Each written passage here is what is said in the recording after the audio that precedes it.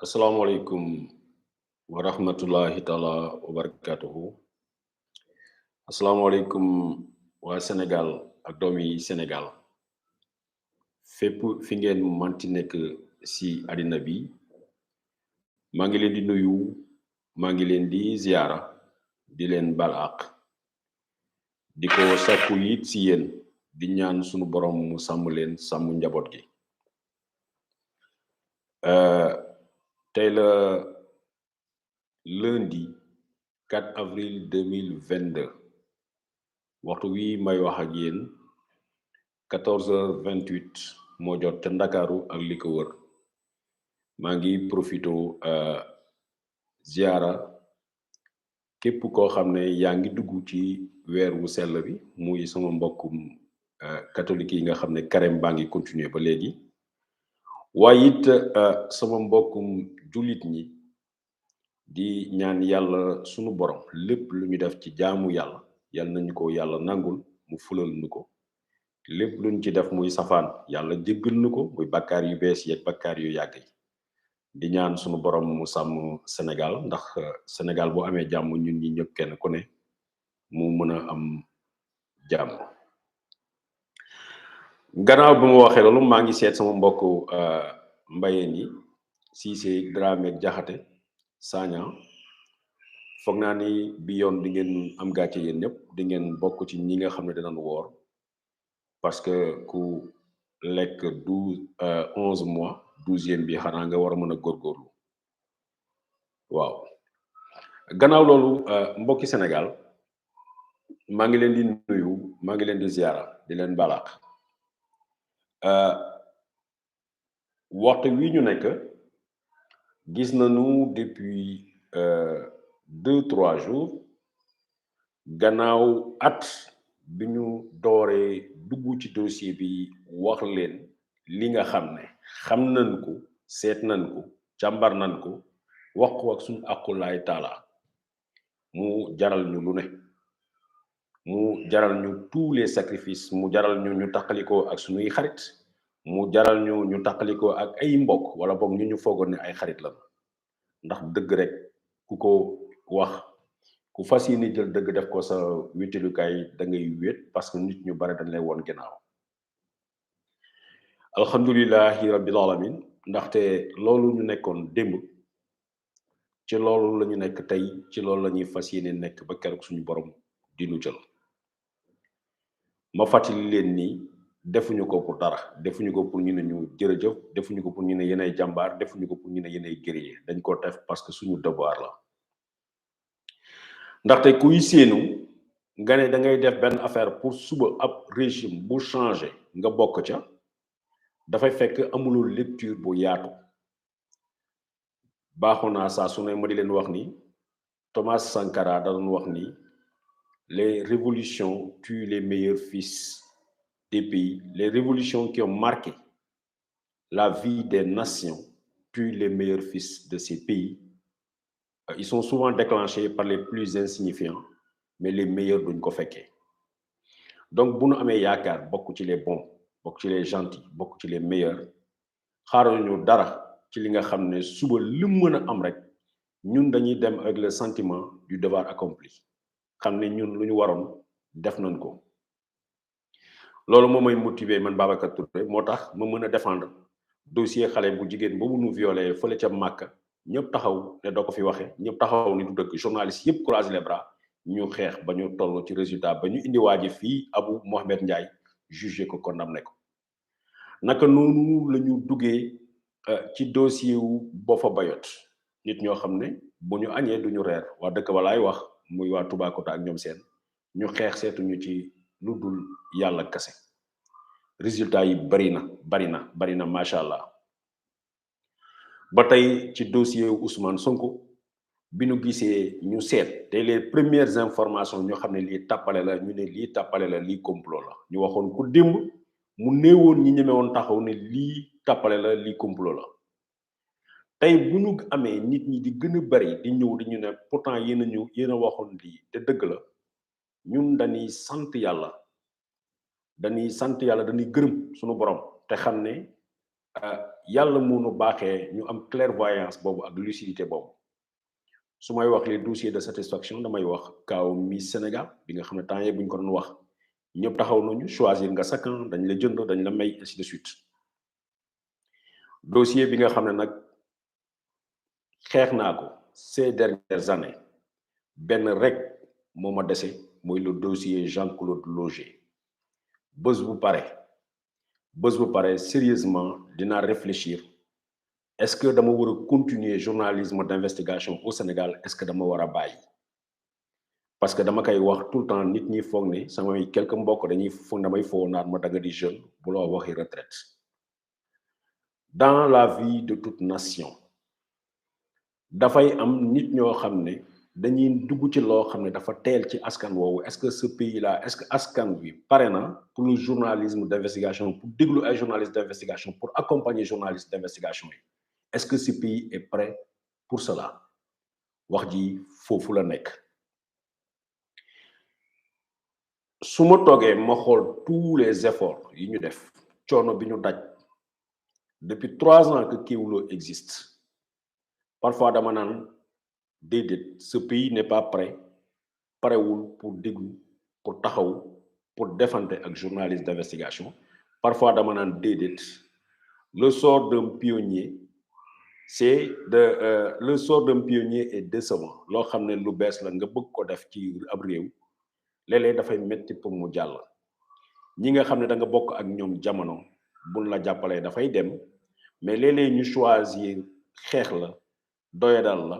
ba nu bàyyi li nga xam ne ay génération future muy ñoom wala seeni doom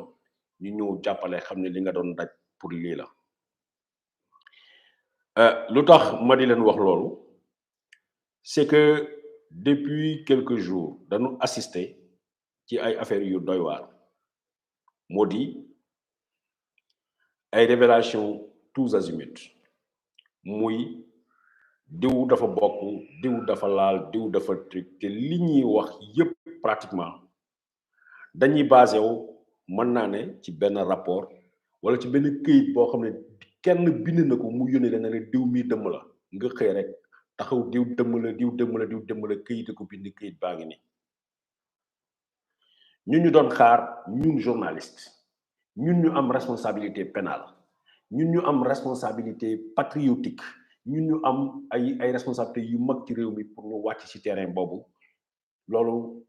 man Touré duma ko def journaliste yi duñ ko def journaliste d'investigation benn du ko def parce que le b.a.-ba du journalisme mooy lan gannaaw boo amee xibaar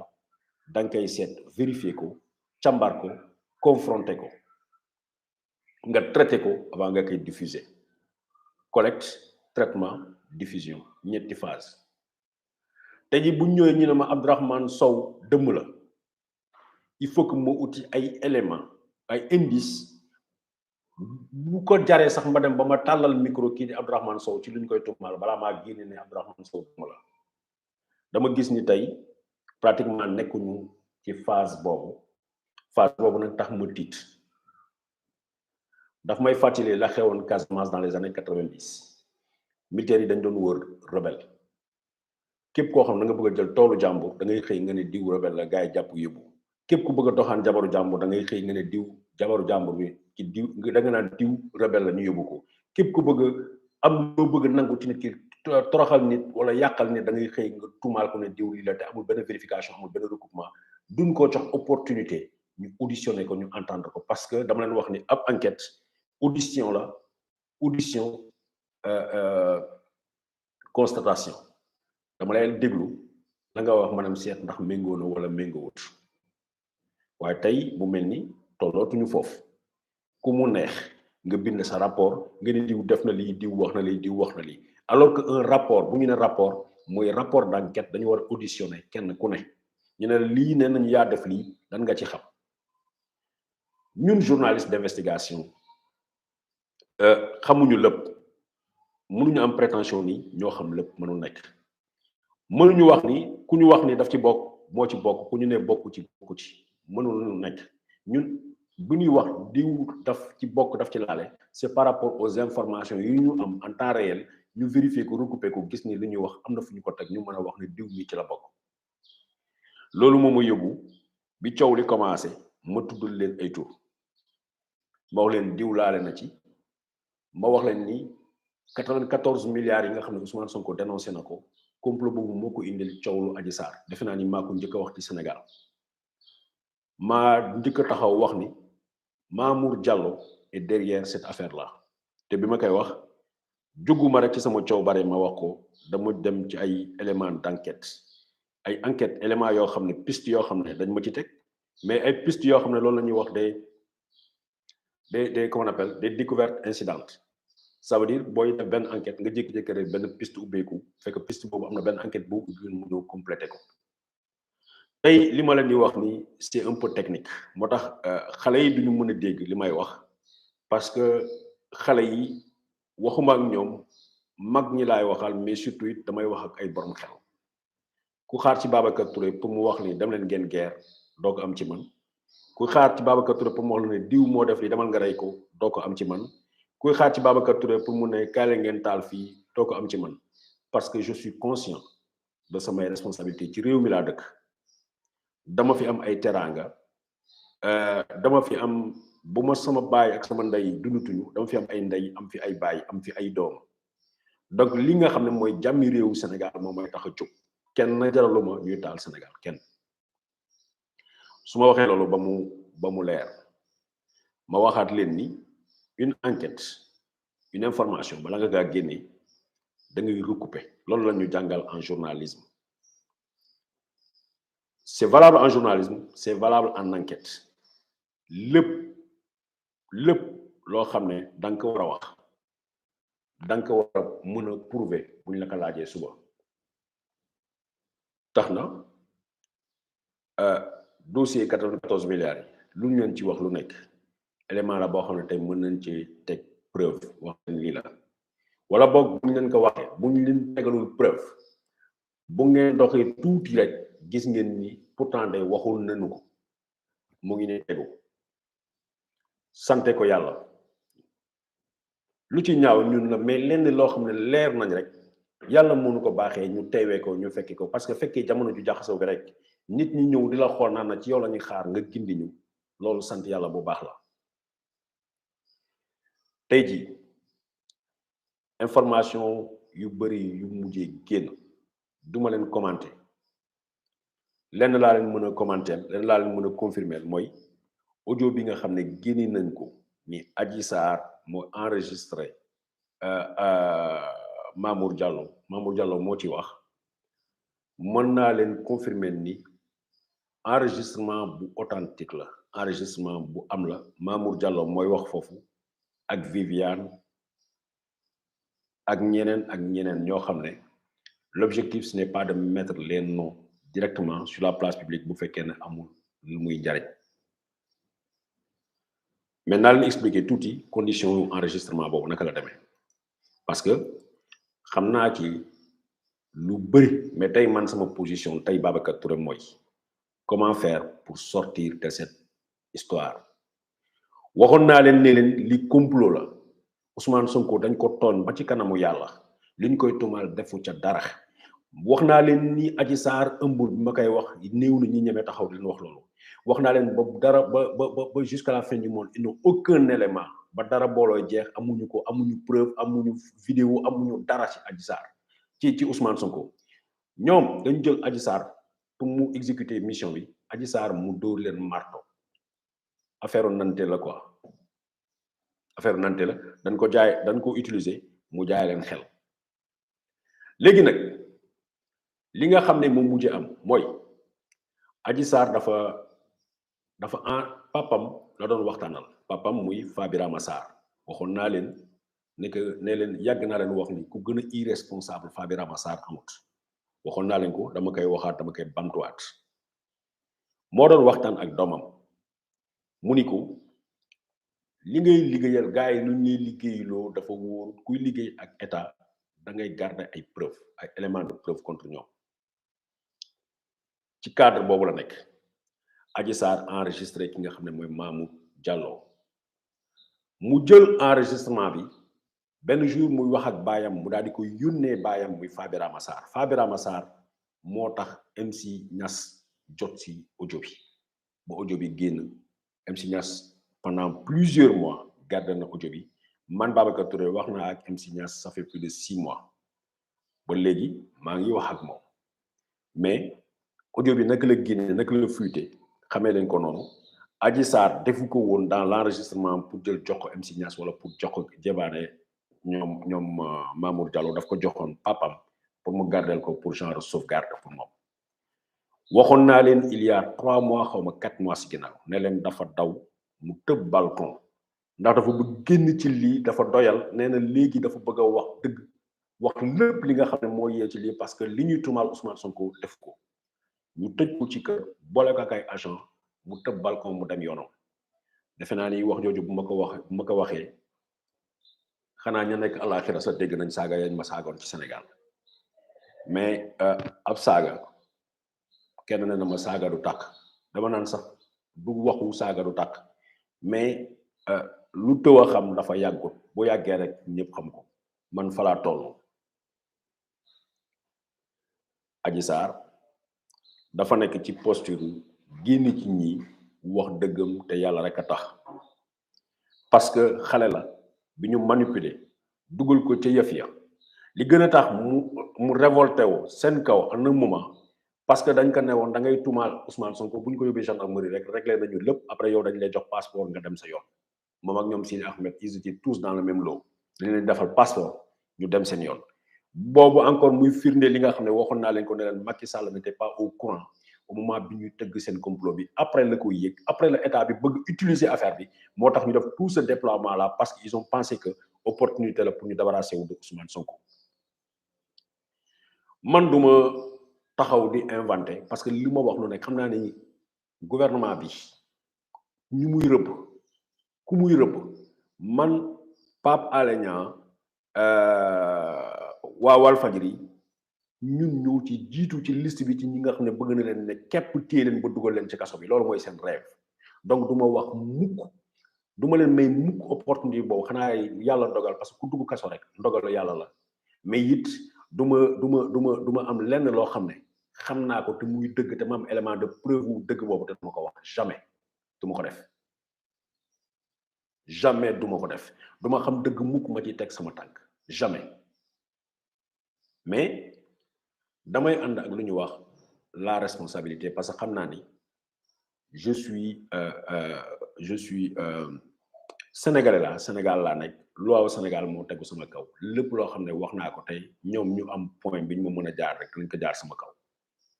donc du ma leen may loolu mais it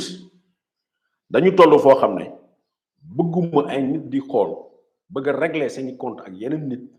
parce que dafa am marché bu ñu soxla wala dafa am poste wala dafa am beneen leneen lu ñu bëgg ñu xam ne diw mi moo ma si empêché bu ñu xalaatee bu ñu ko boolee ak Macky Sall dinañ ñàkk postam ñu xam ne boole nañ ko Macky Sall mënu ci dara léegi ñun nañ ko boolee ak askan wi dugal ko ci fitna bi bëgguma ñu dugg ci terrain boobu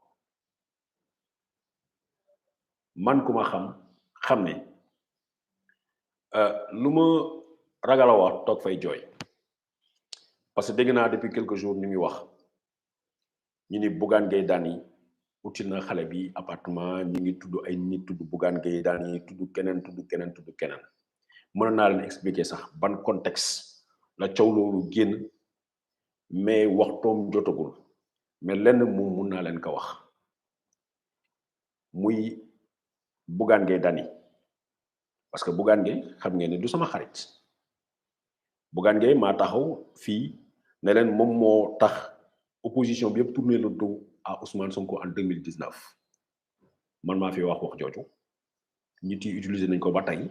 moo am lu mu ko yàqal ak lu mu ko bu ko naqatee bu ko neexee man maa ko wax donc du sama xarit mais coow lu Adji Sarr bi ak luñ koy tuumaal defu ca dara fekkeewul dara ci li nga xam ne ci élément d'enquête yoo xam ne man Babacar Touré dafa nekk sama possession te yàlla xam na ni sonn naa ci te yàlla xam na ni enquête naa ci tudd nañ ci Mor Ngom amul benn élément boo xam ne à ma possession la ba ma gis wala ñu ma waxtaanal lenn loo xam ne laale na ci li Mor Ngom def tudd nañ ci ancien ministre de l'intérieur Aly Ngouille Ndiaye amuma benn élément amuma benn piste amul dara ci ñi ma waxtaanal ñëpp ak ci enquête bi ma def boo xam ne wane na ni ñooñu am nañu li ñu laalee directement leneen dinaa leen ko wax li waral ñooñu seen tur génn mooy Adji Sarr gannaaw bu mu duggee en contact ak ki nga xam ne mooy MC Niass la ñu xalaat ñoom seen biir ñu ne dañuy enregistrer pour ñu xool fiabilité ki nga xam ne mooy MC Niass ñi nga xam ne ñoo wër Adji Sarr mun naa joxe sax ay tur mais ça ne m'intéresse pas ay révélation xam ne dafay mettre en danger la vie des personnes ñu ne nañ ko cabaxal jox ko ay information ci biir information bi ñu dugal ci ay code ay cax mel ni mettre la sur une mauvaise piste suba bu wax ci génne ñu xam ne yow yaa ko wax wala waxuloo ko loolu moo tax ñu dugal ci ay turu Bougane Gueye Dany Mor Ngom ainsi de suite comme nu ñu jógee benn jour ñu ne leen Babacar Touré ñoo ko mettre ci fausse piste ñoo ko wax ni Adji Sarr dafa tëb alors que man wax naa leen ni dossier wu Adji Sarr dama dem ba en un moment yàlla xam na ne léeg-léeg ma toog ci guddi ma wéet man kenn ma regretter lu tax ma dellu si Sénégal parce que dama siy xam loo xam ne daf may tiital daf may metti ba daf may tiital léeg-léeg ma toog sa wéet di jooy ñun li may liggéey man Babacar Touré li tax may sol sama daal li tax may sonn di ñëw jàkkaarloo ak yéen ci YouTube bi amuma ci dara joxoo leen ma ci dara dul ngeen ñaanal ma alors que lii may def liggéey boobu dama ko doon def France di def ay rapport di ko jox ay état di ko jox ay comment on appelle ay société ñu ma ciy fay xaalis bu weex tàll su ma ñëwee di leen ko defal te yàlla tax parce que ma bëgg a gindi sama peuple mu mel ni peuple boobu lu dul fitna ak ay parce que su ma leen koy defal dama bëgg ñu éviter ay ak fitna mais bu fekkee ne fitna ak ay mooy li nga xam ne moom moo soxal askanu Sénégal man booba duma ci bokk daf may bàyyi bëgguma ñu jël ay nit livrer leen à la vindicte populaire pour pourrir li nga xam ne mooy suñu liggéey ñun dossier bu solide lañu am ku ci laal te man Babacar Touré parce que xaw ma lépp mais am na lu bëri loo xam ne xam naa ko ma ci amee élément bu confortable bu prouver ni diw laal na ci dama naan diw ko laal diw laal na ci te du ma ci ragal du ma ci reculer dama bëgg ngeen comprendre loolu ñu bëri nee nañ ma Mollah Morgan nee na dafa la poser 5 questions boo ci tontooyee mu wax la kan moo dafa la lancer défi déjà dafa bëgg ñu def vidéo boo xam ne question ma koy poser question la mooy poser question ñu tontu mais dama leen bëgg a comprendre loolu nii loolu mënut a nekk parce que ban moyen lañ koy defee ban média lañ koy defee ban contrôle moo ci am bu fekkee ne ku nekk Sénégal nga toog ci plateau ma toog ci plateau mën nañu débattre mën nañu échanger parce que quand on est au Sénégal on est soumis aux lois et règlements sénégalais te it am na leneen lu tënk mooy lu mel ni ay correct wala yooyu parce que man dama am ay tribunaux du moins yoo xam ne ñoo may juger mooy au-delà des juridictions ordinaires mooy tribunal bu police ak yooyu tribunal boobu am naa correct mooy samay nawle journaliste dañ may juger fii ci Sénégal am na syndicat bu ma dépendre muy SYNPICS man dama bokk ci fédération internationale des journalistes FIJ mooy bi nekk à Paris mooy dama am beneen tribunal boo xam ne daf may seet mooy l'organisation internationale des journalistes d'investigation donc su may def dara damay xool ñooñu ñëpp ba kenn duma ci xeeb kenn duma ci saaga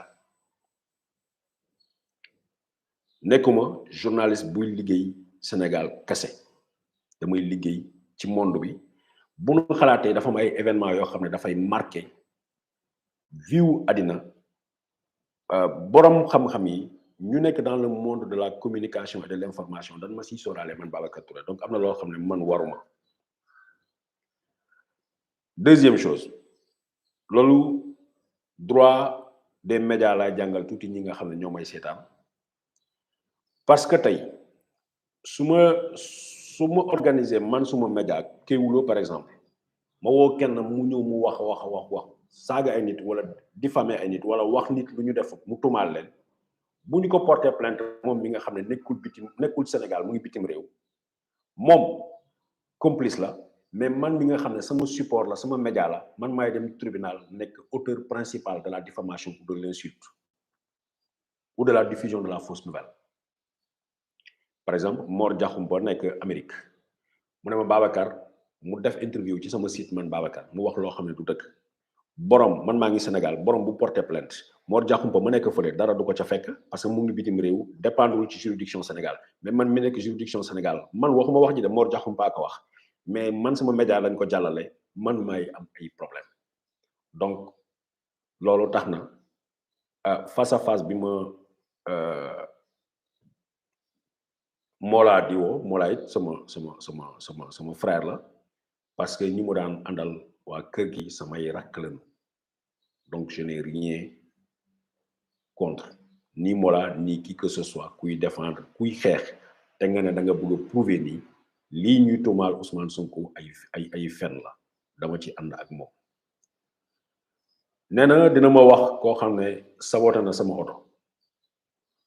man yàlla xam na ni bëgg naa xam kan moo saboté sama oto kan moo ma bëgg a rey parce que la preuve mu ngi nii xamuma lépp parce que xaw ma sax kan moo saboté sama oto mais damay sant yàlla bi nga xam ne ñoom seen yéene yàlla nangu ko parce que bu fekkee ni seen yéene ànd na ak dogalu yàlla kon waxtu bii du ma fi toog combat contre le complot de Ousmane Sonko dama doon fekkee tàmbali bi mais mujjanteel bi du ma ko fekkee mais sant yàlla ba bu ma fekkee lépp alhamdulilah bëgg naa it Mollah jéem naa la woo parce que xaw ma sa numéro mais bu fekkee ni bëgg nga ma contacter sama numéro 77 la 609 11 11 yónnee ma message WhatsApp après naa la tontu bëgg naa xam ñan ñoo saboté sama oto léegi nag leeral li nga xam ne xale yi nee nañu défi la tudd loolu pour man du défi mais daf ma permettre xam nga dinaa la jàngal benn affaire encore service de renseignement yi par exemple bu ñu nekkee ci benn assemblée ñu nekk 12 personnes ñu séddoo benn rapport boo xam ne rapport confidentiel la boo bokkee ci ñun ci service de renseignement yi dañ leen di jox ku nekk benn page ci biir page boobu dañ ciy dugal ay code dañ ci par exemple bu ñu ne le ballon est rond mën naa def erreur def S à la fin de rond wala ballon bi ma def A bi mu nekk A majuscule wala ma xam nu ma ko bindee suba document yooyu bu ñu fuité bu ñu génnee ci mbedd bi su ma jotee ci benn document su ma xoolee ma xool ballon est rond ma gis ni rond am na S damay xool ci rapport yi kan laa joxoon rapport bu am S boo xam ne daf mu ko yokk ci ballon daf may mën a permettre ma xam kan mooy informer telle personne bàyyil xel ci rapport yi na jox bàyyi ci xel bu baax parce que 5 questions ya nga ma posé tax na ma xam lu bëri ma comprendre lu bëri 5 questions yooyu ne leen Babacar Touré nee na audition finalisation dossier boo fa bayot c'est que c'est classé puisque le dossier a échappé à la gendarmerie wax leen loolu dinañ la wax xam na Babacar Touré xam na que la informé ne leen Babacar nee na le dossier a été laissé dans l'état parce que il a échappé à la gendarmerie bu ko defee dinañu xam ne Babacar xam na parce que ci à travers ces 5 questions am na ci code boo xam ne man maa ko joxe woon à travers ces 5 questions retrouvé naa ki nga xam ne moom moo yoroon rapport boobu mais sant yàlla aucune animosité li ñuy ñaan yàlla mooy Sénégal am jàmm Sénégal mu am jàmm ju bëri mais nag sa 5 questions yooyu du ma la tontu mais xam nga réponse bi man xam naa réponse bi donc loolu laa la mën a wax ci loolu léegi nag revenant dans le sérieux dossier bi du dossier wu caaxaan dañu fekk ay mécontents yu bare dañu fekk ay nit ñu bëri ñoo xam ne mere nañu réew mi mere nañu nguur gi ñun suñu bopp ñu am ay réew yoo xam ne dañu wër te mere Sénégal ci contexte boobu dañu war a nekk intelligent dañu war a muus pour bañ suñu pays mu sombre dañu war a bañ suñu pays mu sombre parce que lu néew dossier bi lu ko gën a néew am na dossier yoo xam ne tax na ñu renverser seeni régime seeni président mu démissionné parce que lii ab complot la le président Macky Sall avec tous les services de renseignement savait pertinemment que lii complot la mu teg ci tànkam mu accéléré ko tax na ñu activer justice Ousmane Sonko nee na gisul benn juge bu ko mën a condamné ci dossier bii man dinaa leen wax ni amul benn juge ci Sénégal mais amul benn juge benn juridiction ci àddina boo xam ne ñeme nga ni da ngay condamné nit sur la base de cette légèreté mais nag dañuy dellu si waat encore remercier le peuple sénégalais mi nga xam ne keroog taxawoon na mu ne lii du fi amee waaw jeunesse sénégalaise dama leen di remercier vivement dama leen di dellu njukkal jaalewaat ñi nga xam ne 14 personnes yi nga xam ne des nañu jaalewaat leen ñaanal leen sunu borom ci barke weer wu tedd bi kenn ku ne ci ñoom mu xare leen àjjana seeni parents massawu leen waxaat encore massa ñépp ñi nga xam ne gaañu nañu ci lii d'accordaat encore ak ki nga xam ne mooy Ousmane Sonko nii ñëpp ñu laale ci dossier bi dañu war a rendre compte aux Sénégalais pour que suba lu mel nii bu mu amati mais li ma waxoon moom laay waxaat li may xaar ci moom concernant ki nga xam ne mooy Adji Sarr muy njëggal bu mat sëkk li nga xam ne mooy le concernant moom Ousmane Sonko parce que ndeysaan Adji Sarr comment elle vit ces choses-là en ce moment elle s'est rendue compte que képp koo xam ne moom wóolu na la da nga ko trahir kenn rek moo des autour d'elle mooy xale bu jigéen bu ñàkk teggin boobu mooy xale yu jigéen boobu nga xam ne dama woor yenn détails dama ciy éviter mais wax naa leen jox juju naa leen ba ngeen war a xam kan la parce que man sama gémmiñ gi ñun ay imam lañu depuis des générations boo ko jëlee depuis Fabou Touré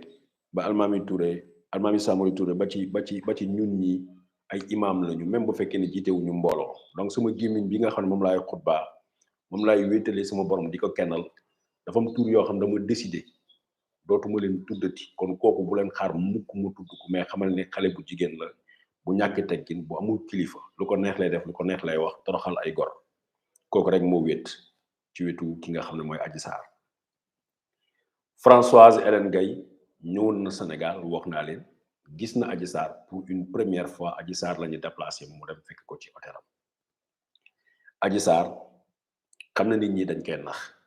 xam na nit ñi dañ koy utiliser Adji Sarr depuis le 5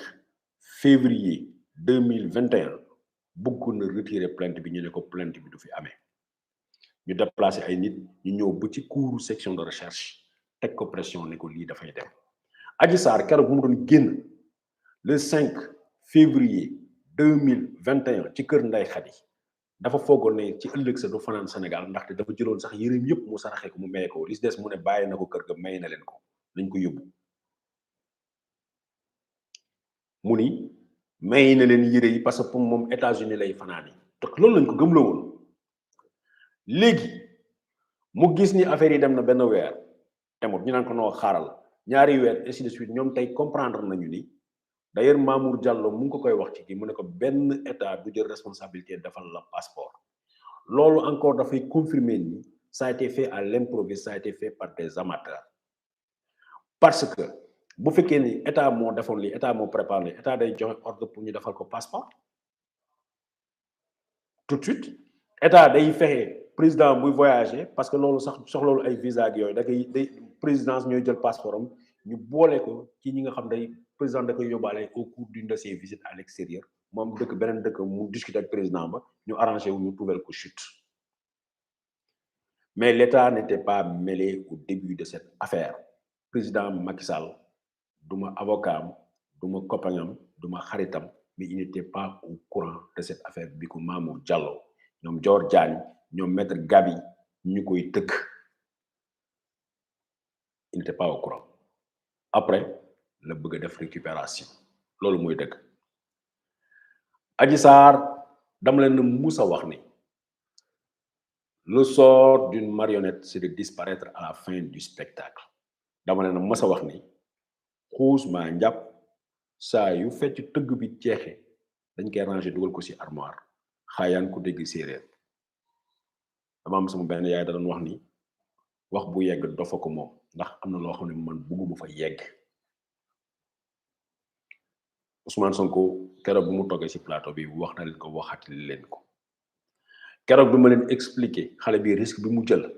di tëb balcon di dem yoonam te mu doon ñaareel yoon muy jéem a daw expliquer naa leen boobu yëpp roue de secours lay wuti dafay woote wóolu parce que xam na ni lii c'est intenable dafa xam ni ñii liñ ko diggoon defuñu ko te duñ ko mas a def ba faw li tax ma gën a defati encore vidéo bi c'est que sama grand l'homme du 23 juin depuis audio bi génn mu ngi def ay mu ngi yëngu comme dof dans tous les sens mu ngi yëngu dans tous les sens dafay def conférence de presse dans les heures qui suivent pour mu wax ni lii audio bi faux la audio bi montage la wala gën kaa rafet ñu ni Mamour Diallo en tant que sénégalais dafa bëggoon a dimbali ki nga xam ne mooy Adji Sarr ñaari version yooyu lan la ñuy préparé ban moo ci bëggoon en tant que sénégalais dafa ñëw pour dimbali Adji Sarr wala audio yi faux la comme ni ñu accusé woon ni Barthélémy Diaz moo waxoon lii Ousmane Sonko moo Ousmane faux bu mel noonu yu mel noonu lañ bëgg a génne donc attendez-vous dans les heures qui suivent Maître El Hadji Diouf dina génn mu wax loola. Mamour Diallo bu fekkee ne yéen a ngi am fàttaliku ci ginnaaw keroog bi ñu waxee premier jour coow li kër bi njëkk a takk ci Sénégal kër Mamour Diallo la ca Louga kër goo xam ne yaayam mu ngi ci biir kër gi bu ngeen di fàttaliku mooy kër bi ñu njëkk a wax ni moom la ñu taal Sénégal tax na quelque temps après benn collaborateur muy Malick Sow génn na ne moom moo taal këru boppam aniku moom xar bi rek yow nga bàyyi buum bi alors que kenn tudd ko woon ci yëf yi nit ñi xamoon nañu mais amuñu woon ay éléments yu palpable tey les éléments foisonnent li wone ni moo nekk ca ginnaaw yëf ya mais est-ce que topp Mamour Diallo bëgg kut ko kut régler problème bi jaral nañu taal suñu réew mi est-ce que jar na ko parce que boo gisee ku mel ni man mën a toog internet bi normal mais mën a waxtaan ak yéen c'est que jàmm moo am bu bali doon tàkk ci biti dama fi toog naan damay live soo gisee nit ñi naan dañuy woor ngoon dañuy rang ci boulangerie di jënd baguette oto yi ñuy régler code de la route ki naan maa am priorité amuloo priorité c'est que dafa am jàmm jooju loo ko mën a jëndee nga jëndee ko daf mel ni dund bii ñu nekk ñee nga xam ne suñu ñu jiitu ñu nekk barzak mu leen mënoon a indi une seule journée dañ naan mais yéen da ngeen dof yéen ni ngeen war a comporter parce que ñun dañoo ñàkk lii ñu doog a xam la mu doon la paix bu fait boo ñu da ko doon wax ce n'est pas simplement un comportement ce n'est pas simplement un vil mot mais c'est un comportement ñun Sénégal gi ñu am duñ ko foowee duñu ko naatable Sénégal Macky Sall moomu ko Mamour Diallo moomu ko Ousmane Sonko moomu ko ñun ñëpp a ci yem képp donc duñu seetaan mukk ku ñu ko taalal ñoom dañ di ay politiciens man ma jàngi journalisme keneen jàngi droit keneen nekk leneen keneen nekk leneen keneen nekk leneen mais réew mi lépp lu ñu mën a fexe ba mu nekk ci dal mu nekk ci jàmm nañu fexe ci loola Ousmane Sonko jàpp dugal ci kaso bi loolu bu ko kenn xalaat mënut a am jugement nag bu ko neexee juge bi mu def na Bassirou Gueye defoon na juge bi def la Bassirou Gueye defoon sëñ Bassirou Gueye mi nga xam ne moom mënoon na limiter lii parce que gis na les PV ne valent rien du tout dara nekkul ci PV bi y a pas d'élément amuñu dara pour topp Ousmane Sonko mu ne il prend la responsabilité historique yónni dossier bi en information judiciaire ba tax fitna bi amoon fi yëpp mu am fi Mamour ki nga xam ne mooy procureur sëñ Bassirou Gueye def na ko alors que mënoon na limiter ñu wax classé sans suite mënoon na ko def à son niveau mais parce que dossier bu ñu la ne ay Mamour Diallo moo ci nekk dossier bu ñu la ne Dior Diagne moo nekk ci ginnaaw di woote ak yëngatu bu ñu la ne Gabi est-ce que laal na si wala laalu si je pense qu'il s'est dit que naa yónnee dossier bi mu dem ci kanam ba tey ki nga xam ne mooy Oumar Maham Diallo hérité dossier bi liy sedd ci moom te nga xam ne histoire dina ko retenir Sénégal retenir ko même bu fekkee ne waa kër ñàkk jàmm danañ ko ci mere mu ne leen au vu des éléments de ce dossier amul lenn lu mu mën a permettre ma renvoyer Ousmane Sonko devant une juridiction pour jugement donc je déclare le non-lieu pour Ousmane Sonko loolu rek moo ci mën a am parce que wax naa leen l'impossibilité de poursuivre ce dossier là parce que un élément essentiel et très important dans le procès verbal c'est la reconstitution mënuñu ko ba am ba ilaa yomi diine bi ma leen koy wax yàgg na bi ma leen wax ni génn ñu nday xadi ci kër gi modifié nañu kër gi modifié nañu volontairement les lieux de la comment on appelle ci kër gi yàgg na bi ma leen koy wax dafa yàgg léegi naka la ñu mën a comprendre ñu nekk ci situation bu mel noonu ñu ne loolu mu neex naqari dañuy dem jugement c'est vrai Ousmane Sonko nee na leen nañu juger leen ma xool ci lan ngeen may mën a condamner Adji Sarr mu ne woon leen juger leen ma mais billahi jiiñ naa ko ci rabbul kaaba ci ki nga xam ne mu bind kaaba mooy sama borom subhanahu wa taala Adji Raby Sarr bëggul dem tey bëggul dem suba ci jugement parce que xam na ni amul dara lu mu fa yóbbaale amul dara lu mu yóbbaale jugement Adji Sarr amu ko bëgg ko def léegi nag mën nañ leen ko activer ñu dem wax ak moom ñu ne ko Babacar wax na génnal nga weddi nga ne bëgg naa dem jugement mën na ko def parce que marionnette la parfois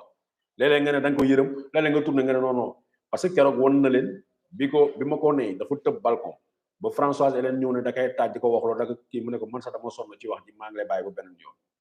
mu gàttal fa waxtaan bi donc on peut se retrouver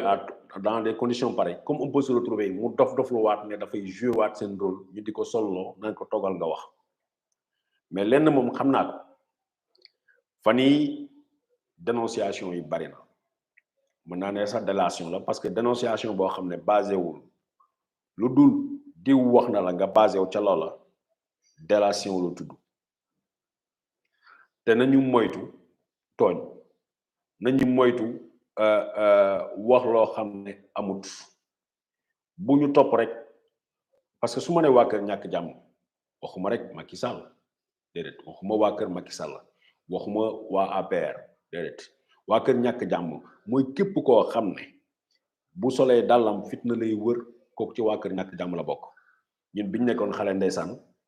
ba ñu nekkoon suñu koñ di xuloo wala di xeex bu ñu daw si woon nga àndaat sa jooy ñëw kër ga sama yaay daal lan wax ni yaa fa demoon boo fa demuloon doo jooy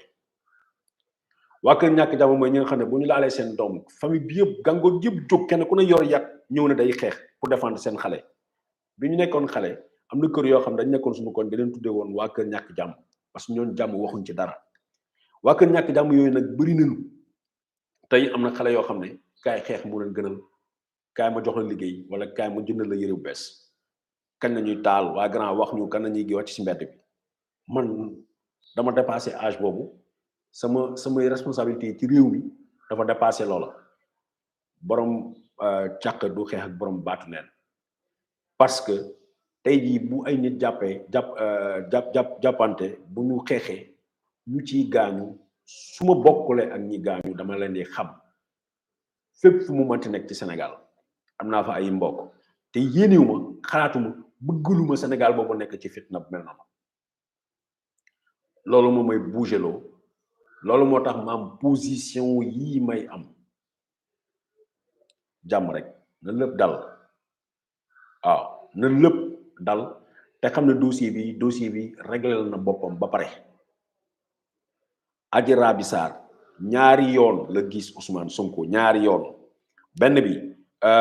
daf ko massé woon ak benn xale bu jigéen fàtte naa turam deuxième massage bi mooy le 2 février 2021 bi mu koy massé encore du mus ko massé moom kenn beneen ku jigéen ki fàtte naa turam deuxième ku jigéen ki mooy Aïssata Ba Mama Ba ñoom ñaare ko massé ba ay kii Adji Sarr naan ko génnal néeg bi Mama Ba boobu tey génn na ci coow le kenn déggatu ko kenn indiwaatul ko Mama après cette histoire moom sëy na mu ngi vivre vie am mais bëri na ay masseuses yoo xam ne dañ nekkoon ci salon ba détail bu ma fàtte woon la xale yi yëpp yu nekkoon di liggéey parce que du ñoom rek moo nekkoon di liggéey ci Ndeye Khady période boobu ñi si nekk ñëpp semaine bi ñuy exécuter plan bi dañ leen may xaalis ne leen génn leen bu leen ñëwate ci salon bi parce que salon bi dafay am problème ba ñooñu ñëpp ñu arrêté di ñëw liggéey ci salon bi semaine boobu pour que ñu mën a wéet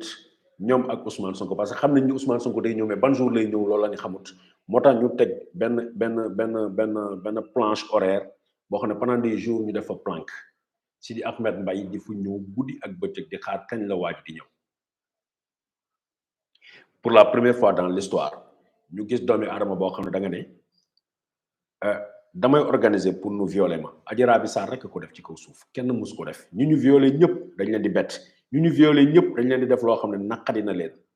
ñu dénoncer ko ñu porter plainte Adji Raby Sarr moom rek moo leen ne man la ñuy violer man la ñuy wax ban jour lañ may violer ma ne toog xaar man la ñuy bëgg a violer ma ne leen ma ne ki nga xam ne moom ma ci mënoon a génnee ma ne ko génneel néeg bi nga bàyyi ñu violer ma Adji Raby Sarr rek moo leen mën a wax ni ça fait 3 fois ñu may violer dama dem sax pour dénoncer ko du pour ñu boole ko mais pour ñu mu bàyyi li may def la wala ma kàcc boobu rek mais tey nekkuñu ca loola tey lu ñu def mooy comment sauver Adji Raby Sarr mooy wax ci parce que Ousmane Sonko wax na leen lu am fula nee na leen que ñu condamné ma wala ñu bañ ma condamné yépp xale bi viam yàqu na que ñu condamné Ousmane Sonko que ñu bañ koo condamné yépp xale bi viam yàqu na donc naka la ñuy def pour ñu mën a génnee xale boobu naka la ñuy def pour ñu sauver xale boobu loolu moom mooy wax ji tey parce que bu ñu bëggee génne ci coow li ñun ay sénégalais lañu sénégalais ko koo xam na yërmande ci moom Adji Sarr dinañu xam lépp lu tëw a xam dafa yàggut dinañu xam lépp bu fekkee ne am na ñoo xam ne ba léegi nee nañu peut-être Babacar Touré dafa faat Ousmane Sonko wala xaritu Ousmane Sonko la moo tax muy wax li na ngeen a xam ni dossier bi jeex na coow li jeex na ñoom lu ñuy seet mooy naka la ñu mën a génnee ci lii mais kenn ñemeetul kenn dofatul mu ne day woote fitna kenn dofatul kenn yabewul noonu sénégalais nga ne dossier bi da nga may élément yoo xam ne da nga ciy inquiété sénégalais da nga ñuy amer day waat mënta nekk man li may wax Sénégal laa nekk Dakar laa nekk suma bureau mu ngi tàqale ak gendarmerie donc man buñ ma waxee loo xam ne du dëgg wala ñu xalaat ni loo xam ne bëgg nañ ma fexeel kon lu yomb la man nëbbatuwuma mais lu ma wax lu nekk mooy loo xam ne dama ko gëm li ma wax lu nekk mooy loo xam ne dama ko recoupé li ma wax lu ne mooy loo xam ne dama ko càmbar beaucoup de désinformation dina commencer mais lenn wax naa leen ko waxati leen ko dinaa continuer di leen ko wax ba keroog may sango suuf Ousmane Sonko dañu ko tooñ dañoo complot ay nit yu bokk ci nguur gi ñoo complot tëgg seen complot Adji Sarr exécuté ko ñu dem ba ci biir Macky Sall bëgg ak régime am ñu bëgg récupérer affaire bi parce que xalaat nañ ni c'est une opportunité pour ñu débarrasser wu de Ousmane Sonko lii moom mooy dëgg. Adji Raby Sarr ñaari yoon la gis kii di Ousmane Sonko masta simmeeku wala muy sekk dara ak moom boole ci encore tey dama woor su ma leen doon wax keroog ngeen fa ne waxi caaxaan na tey dama woor te sama woor moom nag kenn du ma ko yàqal ndax sama bàmmeel man rek maa ci nekk du ma ci nekk ak Ousmane Sonko du ma ci nekk ak kenn dafay sëgg ñu maase ko wàcce yére bi ci kaw bopp bi ñu maase ko deuxième massage bi mooy keroog la pare ak Ousmane Sonko mu génn gaay ne leen am naa ko kaay leen ñu dem ñu topp ci ne leen am nañu ay éléments cey lu ñu am man keroog man Babacar Touré Mandiou bés bu ñu génnee benn élément benn vidéo boo xam ne du montage wala ñu génnee benn message SMS bu Ousmane Sonko di bind Adji Sarr naan ko nopp naa la maa ngi ñëw wala ñu génnee benn information benn seede bu taxaw ne Ousmane Sonko bu mu nekkee ak Adji Sarr man maa ko fekkee bu boobaa dinaa bàyyi journalisme dinaa def la Cheikh Yérim Seck def danaa bàyyi de prendre la parole publiquement danaa ko bàyyi parce que la ma seet du lu ñu ma wax lu ma seet la lu ma gëstu la wax ak ay nit ñoo xam ne depuis ñaar fukki at maa ngi liggéey ak ñoom ñu nekk dans tous les secteurs ñu nekk ay nit ñoo xam ne collecte de l'information traitement de l'information mooy seen liggéey su ma amee fit ak sañ-sañu taxaw ci njëlbeen nga xam ne nekkuma woon sax Dakar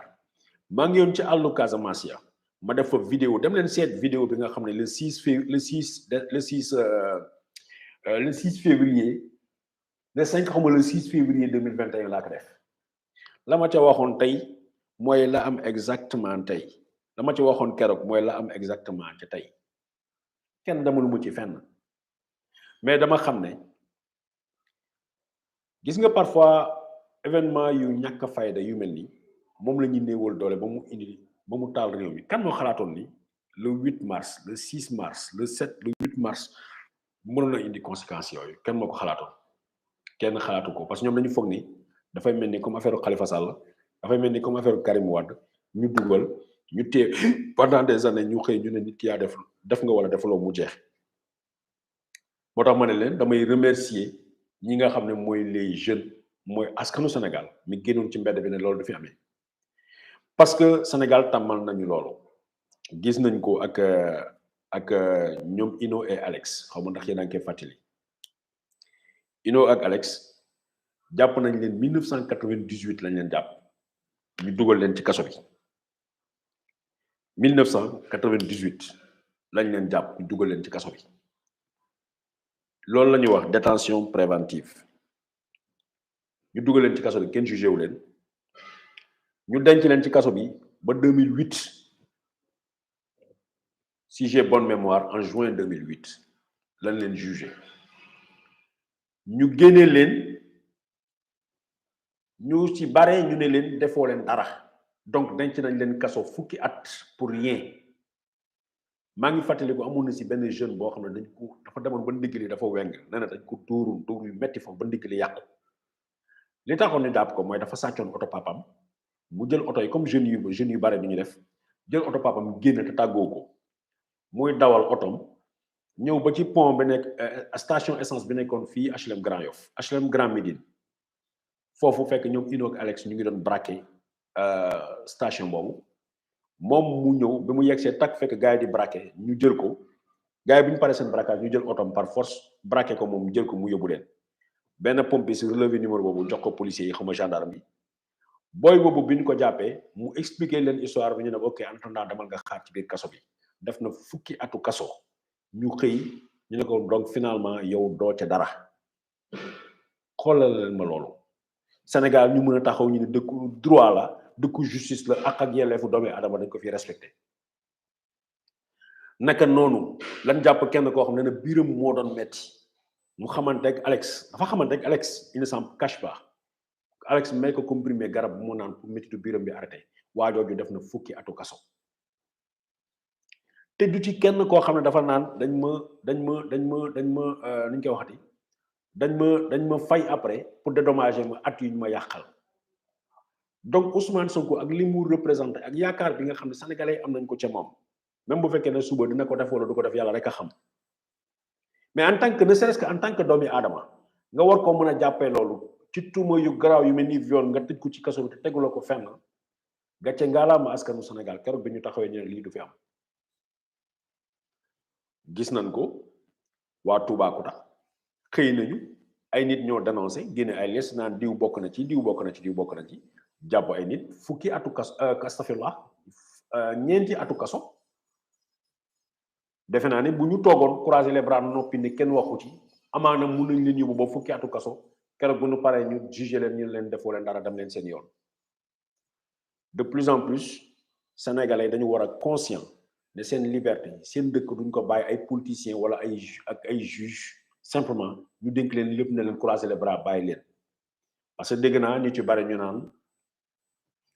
on ne commande pas une décision de justice wala ñenn ñi ne la il faut laisser la justice faire son travail si cette justice là elle est faite par des hommes qui ont des ambitions des hommes corruptibles waxuma corrompus mais corruptibles l'être humain est par essence et par nature corruptible nga xam ne kenn ku ne sa carrière ak sa intérêt ngay seet est-ce que war nañu mën a ñun sénégalais parce que justice verdict yi ñuy rendre buñ ne tëj nañ la fukki atu kaso dañ naan loi sénégalaise moo ko tere donc au nom du citoyen sénégalais dañ lay tëj fukki at est-ce que ñun war nañu mën a croiser les bras ñuy seetaan ñuy tëj ay nit ay fukki at ak dara fekkee na la plupart du temps lu leen di tëjee du ci dara du ci dëkk bi may ñibbi si créé Kéwoulo 2017 laa ko créé dama ne damay créer journal boo xam ne dafay nekk ci wetu néew doole yi dafay nekk ci koo xam ne damay seet dëgg di ko feeñal képp ku ñu nar a néewal doole ndax amuloo alal man dinaa fexe taxaw wéetali la xeex ndax Sénégal yëpp xam ne lii mooy dëgg fii la fi fenn féete ca loolu laa nekk ba tey di fas yéene continuer ca loola mbokki en gros jël naa presque 1 heure de temps discuter ak yéen li ngeen mën a retenir ci discussion bi audio bi Mamour Diallo moom la Adji Raby Sarr enregistré enregistrement bi c'est authentique baayam Fabirama Sarr la yónni woon audio bi Fabirama Sarr moo ko yeggee ki nga xam ne mooy MC Niass muy dëgg amul montage amul dara dëgg la dëgg rek lañ fa wax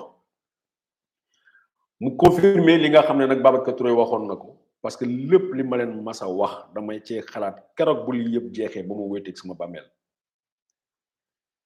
maa toog ma ne leen xale bii nii ak nii ak nii ñoom ñu xëy ñu leen lu muy wax yëpp du dëkk ba newoon nañ leen sax ndeysaan dañ ma doon yóbbu tribunal c'est-à-dire buñ ma ne ani preuve yi ani photo yi wane ne Adji Sarr dafa tëb aw ma photo aw ma dara mais am naa ay nit yu ak xam ne ñu ngi surveillant wu Adji Sarr ñoom wax nañ ma Adji Sarr tëb na balcon ñu ngi koy wër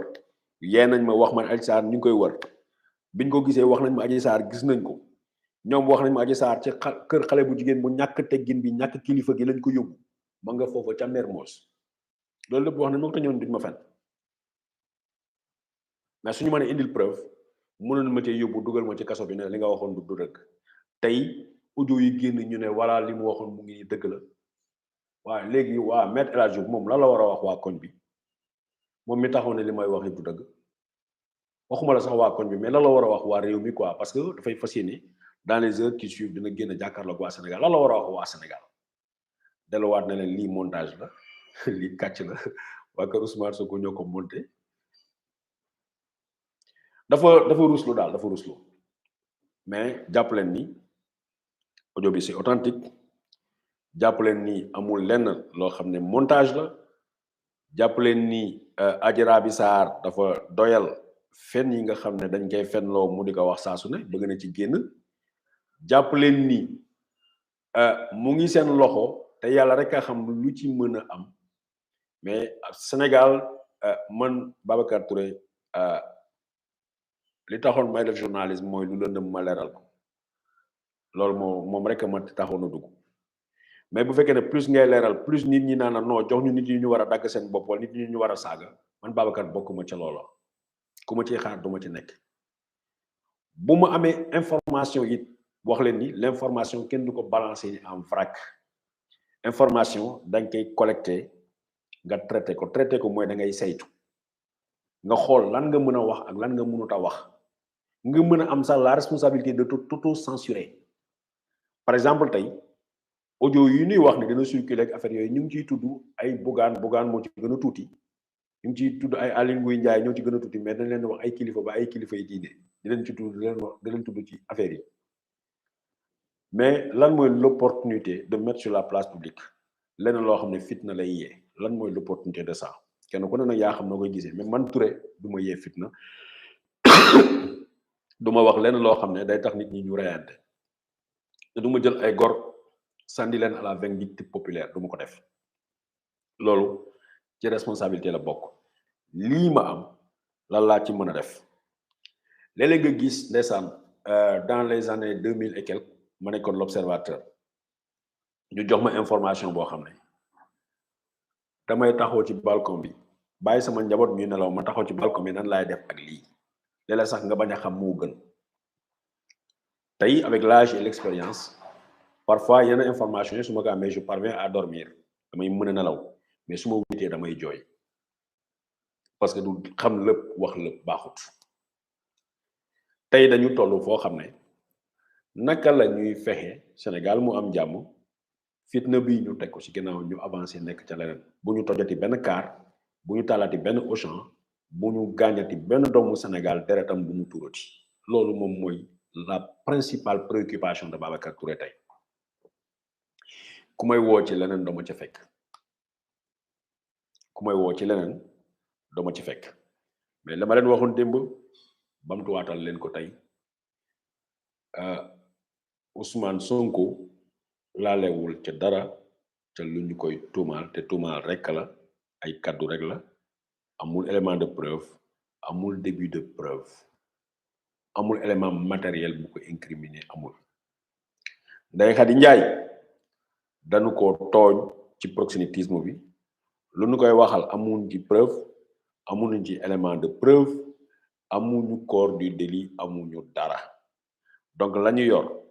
muy dossier ba nekk ca bureau juge Maham Diallo Sénégal laa nekk dawuma daayiwuma dossier tàppale la dossier fen la dara mënu ci génn lu ay tàppale bu nga ko bëggee continuer tàppale la ñu bëgg a continuer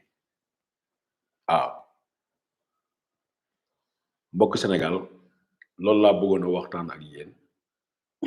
baalu leen ak di leen ziara si weeru koor bi di ko sàkku si yéen ngeen ñaanal ma ngeen ñaanal doomi Sénégal yépp waaye ndeysaan ngeen ñaanal gune gee di Adji Raby Sarr ndaxte wallahi ponkal ya ko siqoon ak moom ponkal ya ñëwoon seeti ko ponkal ya ko dugal ca lee néew na ci doomu Sénégal boo xam ne dinañ la bëgg a dugal ci lu mel nii nga mucc surtout ñaan la suba nga dem États-Unis passeport ya taxaw na da ngay wax dañ lay auditionné rek nga dem ba pare dinañ la jox 200 millions dañ la defal lii dañ la defal lii bul am dara loo ragal Mamour Diallo wax na ko nee na ko dama am contrat ak yow contrat koo amul relation commerciale gëmuma ne di nga am contrat ak moom Maître El Hadji Diouf mu ngi préparé wu pour defal leen conférence de presse ne leen lii yëpp du dëgg xam naa suba sax te mu ne la booy Babacar Touré boobu fenkat la moom monté lii yëpp waaye yàlla xam na ni man mu ndaw mi de laalu ma ci dara la ma ci def rek mooy enquête su ma enquêté rek su ma paree man awma procureur bu may dem boole awma gendarmerie bu may dem boole awma armée bu may dem boole man yéenay sama armée yéenay samay procureur yéenay samay juge man yéen askanu Sénégal daal laay ñëw pour wax ak yéen te di leen ñaanal jàmm di ko sakku si yéen ne leen nag il faut qu'on fasse très attention parce que au-delà des ennemis mooy ay terroristes yi wër Sénégal ñoo xam ne ñu ngi ci yenn pays yi bëgg a dugg Sénégal en dehors des pays yoo xam ne ñu ngi wër Sénégal te bëgguñu Sénégal adversité yu graaw am nañu ay interne ay nit ñoo xam ne pour des raisons parce que dañ leen bañal marché ñii parce que dañoo bëggoon a am marché bi wala dañoo bëggoon a lii amuñu ko ils sont tous prêts il suffit juste ñu am benn crise interne pour ñu mën ci profiter nañu bañ loolu nañu ñaanal yàlla jàmm encore gis naa ni tey 4 avril ñu ngi célébrer li nga xam ne man dama considéré c'est une honte parce que moomeelu tubaab yi Sénégal nekk ci moomeelu tubaab la ñuy féete encore ci tey moo tax man 4 avril bokkuma ci tey bokkuma ci ëllëg bu ma ko kenn wax jërëjëf yal na yàlla def jàmm yal na yàlla sàmm Sénégal ba ñu am beneen indépendance boo xam ne Sénégal dina moom boppam doomi Sénégal dinañu mën a dund ci li Sénégal moom dinañu ñàkk dinañu lépp lu ñu moom dina dellu ci biir Sénégal loolu mooy sama rêve loolu mooy sama yéene jërëjëf.